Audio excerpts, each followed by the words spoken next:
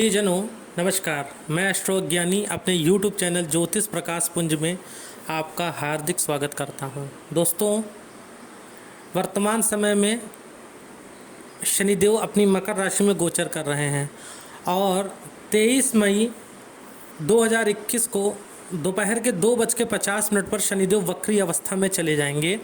अपनी ही वर्तमान राशि मकर राशि में वो वक्री अवस्था में हो जाएंगे। दोस्तों, ग्रहों की 3 अवस्थाएं होती हैं, मार्गी, अतिचारी और वक्री। मार्गी अवस्था में ग्रह अपने नियत पथ पे चलता रहता है, उसको मार्गी अवस्था कहते हैं।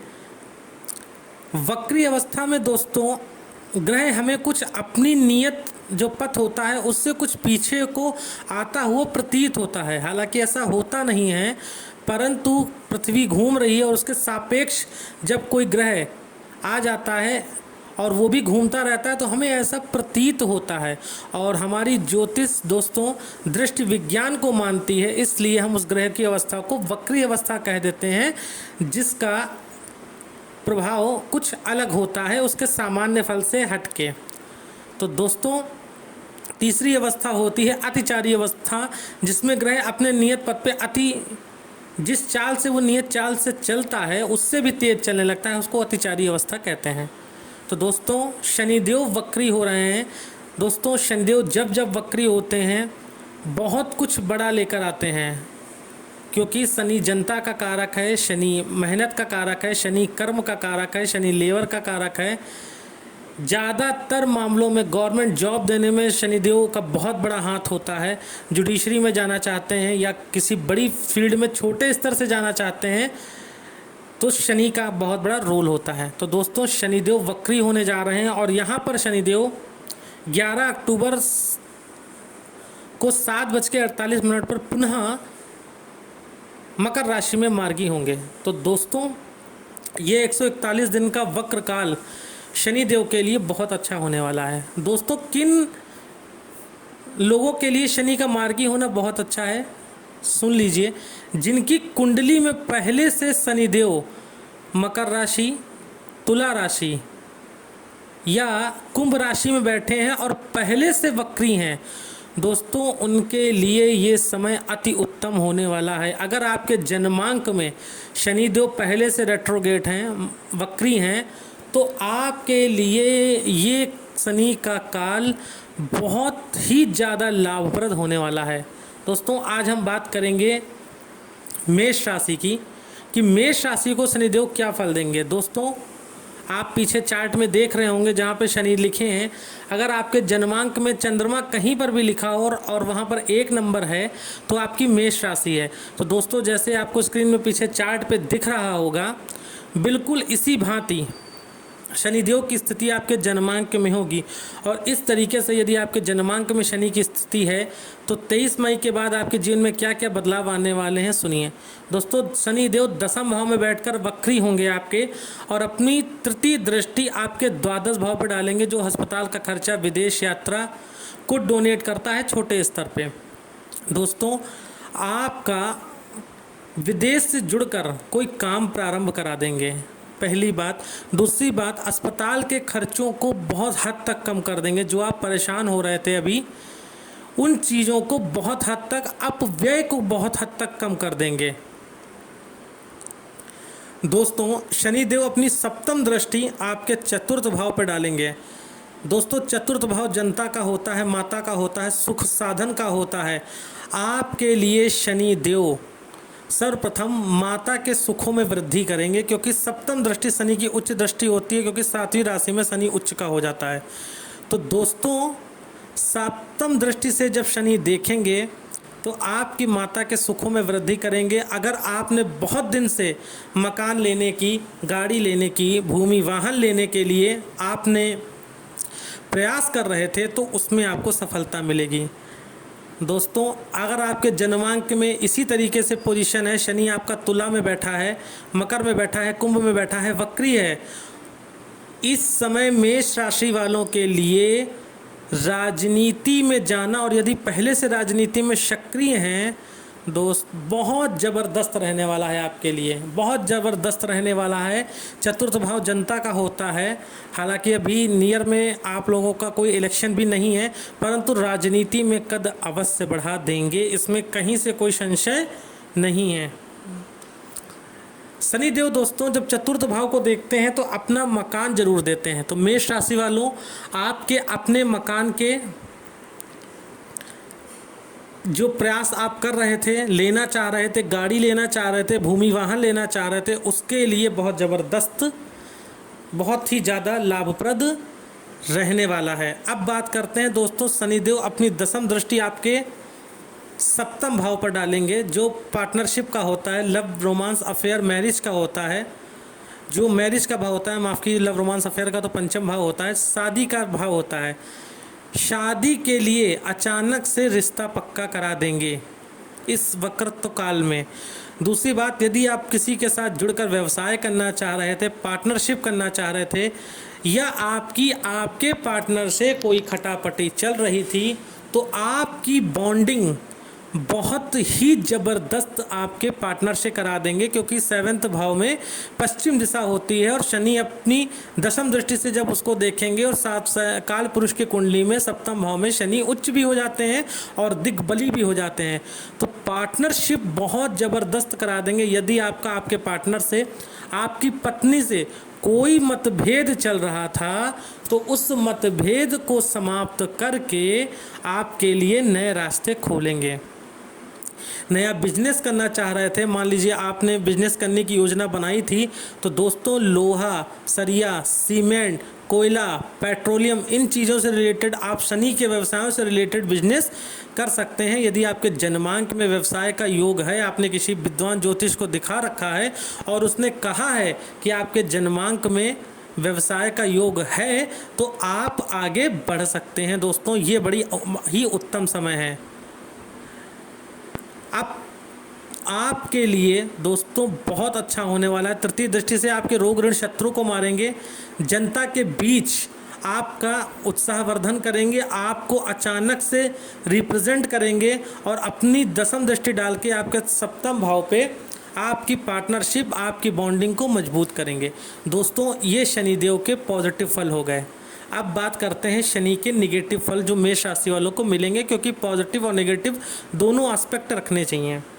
दोस्तों शनिदेव चंद्रमा के श्रवण नक्षत्र में गोचर कर रहे हैं और वहीं पे वक्री होंगे। तो जब चतुर्थ भाव को देखेंगे दोस्तों, तो माता से कुछ छिटपुट अनबन हो सकती है, इस वजह से आप परेशान होंगे। दूसरी बात दोस्तों, दसम भाव में जब शनिदेव बैठते हैं, शनिदेव का संबंध जब कर्म भाव से बनता है, तो कार्य क्षेत्र में बहुत चीज़ों को डिले कराने लगते हैं। क्योंकि शनि अपने घर में बैठे हैं तो स्थान वृद्धि भी करेंगे, परंतु कार्य क्षेत्रों में बहुत चीज़ें आपके मन के मुताबिक नहीं होंगी और आप बहुत परेशान हो जाएंगे। ये परेशानी आपकी तब और बढ़ जाएगी यदि आपके जन्मांक में शनि और चंद्रमा साथ युति में है या आमने सामने है, तो आपके लिए मानसिक तौर पे कष्ट बहुत ज़्यादा बढ़ जाएगा और इस कष्ट को आप किसी के सामने बयां भी नहीं कर पाएंगे, क्योंकि शनि छुपाने का भी कारक है। तो दोस्तों इन नेगेटिविटी से बचने के लिए उपाय क्या करना है, आपको हनुमान जी के मंदिर, अगर लॉकडाउन खुलता है, आपके यहाँ नहीं है उतनी शक्ति, पुलिस प्रशासन का साथ दीजिएगा। अगर आपको जाने देता है तो आप हनुमान जी के मंदिर जाइएगा, अन्यथा घर पर कम से कम 2 पाठ सुबह और शाम हनुमान चालीसा का करिए, आपके लिए बहुत अच्छा रहने वाला है। कहीं से कोई दिक्कत नहीं है, पॉजिटिव एस्पेक्ट ज़्यादा मिलेंगे, नेगेटिव कम मिलेंगे, परंतु पॉजिटिविटी और नेगेटिविटी साथ साथ चलती है, इसलिए इनकार नहीं किया जा सकता। तो दोस्तों 141 दिन शनि के वक्रत्व काल को एंजॉय करिए। मैंने एक एक चीज़ आपके सामने खोल दी है। धन के मामले में, पैसों के मामले में, भूमि वाहन गाड़ी के मामले में बहुत अच्छा रहने वाला है। बात करते हैं दोस्तों दूसरी राशि हमारी वृष राशि की। आपके नवम भाव में भाग्य स्थान में शनिदेव का गोचर होगा और आपके लिए शनिदेव बहुत ही ज़्यादा योग कारक होते हैं, क्योंकि भाग्येश और 10th हाउस में उनकी मूल त्रिकोण राशि कुंभ राशि होती है, भाग्येश और कर्मेश दोनों होकर भाग्य स्थान में बैठेंगे। तो सबसे पहली चीज़, अगर आपके जन्मांक में शनिदेव पहले से वक्री हैं तो दोस्तों आपके कर्म का साथ आपके भाग्य से जोड़ देंगे। क्या पॉजिटिव फल मिलेंगे, सुनिए वृष राशि वालों। दोस्तों सबसे पहले तो आपके लिए जो पॉजिटिव फल शनिदेव देंगे वो, अगर आप किसी गवर्नमेंट जॉब की तैयारी कर रहे थे, किसी इंटरव्यू, बड़े इंटरव्यू में आपको भाग्य का साथ नहीं मिल रहा था, तो वो आपके लिए पॉजिटिव होने जा रहा है, आपको नौकरी देकर जाएंगे।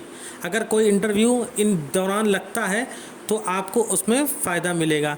पिता से अगर कोई अनबन चल रही थी तो उसमें कमी करेंगे और पिता के साथ आप सामंजस्य बनाकर अपने जीवन को आगे बढ़ाएंगे। तृतीय भाव को, आपके एकादश भाव को शनिदेव तृतीय दृष्टि से देखेंगे तो दोस्तों आय के साधन आपके लिए ज़बरदस्त तरीके से खोलेंगे। आपके आय के साधन आपके लिए खोल देंगे, आपको पैसे की कमी नहीं होने देंगे। ये 141 दिन का वक्रत्व काल आपके लिए बहुत अच्छा रहेगा। आप इस गोचर को एंजॉय कर सकते हैं वृषभ राशि वाले, परंतु शर्त यही रहेगी कि आपके जन्मांक में कोई भी महादशा या शनि पीड़ित नहीं होने चाहिए। मान लीजिए शनि आपका मेष में बैठा है तो फिर आपके लिए बहुत दिक्कत होने वाली है। बात करते हैं, आप अपनी शनिदेव सप्तम दृष्टि आपके तृतीय भाव पर डालेंगे, पड़ोसियों का और कला का होता है। तो दोस्तों कला के क्षेत्र से अगर आप जुड़े हैं तो आपको अचानक से कोई सम्मान की प्राप्ति शनिदेव कराएंगे। अगर आप लिखने के शौकीन हैं और आपके जन्मांक में बुध और शुक्र की पोजीशन अच्छी है तो 100% अचानक से आपको फेमस करा देंगे और ये चीज़ आपके लिए बहुत उत्तम रहेगी। दोस्तों अब हम बात करेंगे, शनिदेव अपनी दशम दृष्टि आपके छठे भाव पर डालेंगे जो रोग ऋण शत्रु का है। क्या देंगे वहाँ पे दृष्टि डालकर? सबसे पहले तो दोस्तों आपको, अगर कोई मुकदमा चल रहा है तो उसमें आपको विजय दिलाएंगे, पहली बात। दूसरी बात, आपके शत्रुओं का समन कर देंगे। छठे भाव का संबंध शनि, जब शनि से बनता है तो शनि बहुत अच्छा फल करते हैं। आपके लिए रोग ऋण शत्रु को समाप्त कर देंगे। यदि आपने कोई ऋण ले रखा है और उसको चुका नहीं पा रहे थे तो उसमें अब चुकाने में तेजी आ जाएगी, क्योंकि शनिदेव वक्री अवस्था में आएंगे और शनि वक्री होकर बहुत अच्छे फल देता है, अपने सामान्य फलों से 3 गुना ज़्यादा वृद्धि कर देता है। दोस्तों तो आपके लिए ऋण चुकाने में बहुत ज़्यादा सहायता प्राप्त करवाएंगे, आपके रोगों का शमन कर देंगे। अभी तक आप जो रोग से पीड़ित थे, अगर आपको अर्थराइटिस की, अपेंडिक्स की या घुटने में दर्द की प्रॉब्लम थी तो उसमें आपकी कमी कर देंगे। हड्डियों से रिलेटेड अगर कोई प्रॉब्लम चल रही थी तो उसमें आपको कमी कर देंगे और आपके लिए बहुत ही ज़्यादा लाभप्रद स्थितियां बना देंगे। ननिहाल पक्ष से कुछ लाभ आपको अवश्य प्रदान कराएंगे। दोस्तों पैसों के मामले में ये आपका बहुत अच्छा रहने वाला है। आय के घर पर एकादश भाव प्रॉफिट हाउस पर आपकी शनि की जब दृष्टि पड़ेगी तो आप समझ लीजिए ज़्यादातर मामलों में आपको लाभ ही प्राप्त होगा, यदि आपके जन्मांक में शनि की पोजीशन अच्छी है तो। और कहीं शनि जन्मांक में ही, जन्म राशि से ही अगर वक्री बैठे हैं तो आपके लिए तो बल्ले बल्ले होने वाली है, आप भाग्यशाली राशियों में आएंगे। तो ये आपके लिए बहुत ज़्यादा ही खुश होने वाली बात है। आय के साधन आपके खुलने जा रहे हैं, पैसा अच्छा आएगा। अब बात करते हैं नेगेटिव चीज़ों की कि वृषभ राशि वालों नेगेटिव क्या होगा। तो दोस्तों पहली बात, आपके तृतीय भाव को देखेंगे तो छोटे भाई बहनों से थोड़ा सा कष्ट कलेश संभव है, क्योंकि तृतीय भाव में शनिदेव अति विशिष्ट कारक भी हो जाते हैं और अपनी सप्तम दृष्टि यानी बिल्कुल सामने देखेंगे तो ग्रह जहां बैठता है जहां वहां कम प्रभावी होता है, परंतु जहां देखता है वहां अधिक प्रभाव अपने कारकों का डालता है। तो छोटे भाई बहनों से थोड़ा सा कष्ट कलेश कराएंगे, क्योंकि वहाँ पे मकर राशि है और शनिदेव चंद्रमा के नक्षत्र में ही गोचर कर रहे हैं, तो छोटे भाई बहनों से मानसिक तनाव आपको दिलवाएंगे। दूसरी बात दोस्तों, अपने छठे भाव को जब शनिदेव देखेंगे तो आप कर्जा तो चुका पाएंगे, परंतु नया कर्जा मत लीजिएगा, अन्यथा फिर उसको चुकाने में आपके लिए बहुत ज़्यादा दिक्कत आ जाएगी। तो इस बातों को ध्यान रखिएगा। दूसरी बात, फालतू के झगड़े झंझट में मत पड़िएगा, अन्यथा आप इस सुनहरे काल को गंवाकर आप झगड़े झंझट को ही पूरे अक्टूबर तक निपटाते रह जाएंगे। तो मेरी ये सलाह मानिएगा और इन सब चीज़ों से दूर रहिएगा। निगेटिविटी से बचने के लिए आपको उपाय क्या करने हैं दोस्तों? उपाय के तौर पे आपको हर शनिवार शमी पत्र शिवलिंग पे अर्पित करना है। अगर शमी का पत्र आपको मिल जाता है तो उसको शिवलिंग पे अर्पित कर दीजिएगा दोस्तों, आपके लिए बहुत लाभप्रद रहने वाला है। तो दोस्तों आज मैंने सिर्फ, क्योंकि शनिदेव बहुत ज़्यादा समय के लिए वक्री हो रहे हैं, इसलिए मैंने सिर्फ 2 राशियों की बात करी है, मेष और वृष। और दोनों राशियां हम लोग के गोचर में बहुत अच्छी गई हैं, कोई भी दिक्कत मुझे बड़ी इतनी नहीं दिख रही है। तो आप दोनों की बल्ले बल्ले होने वाली है। शनि के इस गोचर को एंजॉय करिए। और अगर आप जानना चाहते हैं कि शनि का गोचर और बेहतरीन अपने लिए कैसे बनाया जाए, तो नीचे दिए गए संपर्क नंबर पे आप मुझसे संपर्क करिए। मैं आपके जन्म पत्रिका को देखकर आपको बताऊंगा कि आपका शनि कैसा है और आप उससे ज़्यादा से ज़्यादा लाभ कैसे ले सकते हैं। तो दोस्तों वीडियो को शेयर करना मत भूलिएगा। फेसबुक पेज पर यदि आप मुझे देख रहे हैं, सुन रहे हैं, तो पेज को लाइक करना मत भूलिएगा। इंस्टाग्राम पे फॉलो करना मत भूलिएगा। चैनल को सब्सक्राइब करना मत भूलिएगा। साथ यूँ ही बना रहे, प्रेम यूँ ही बना रहे। कल मिलते हैं फिर 2 राशियों के साथ। कल बात करेंगे, डिस्कस करेंगे हम लोग मिथुन और कर्क राशियों की। तो साथ यूँ ही बना रहे, वीडियो देखना मत भूलिएगा। जय भोले, जय श्री राधे।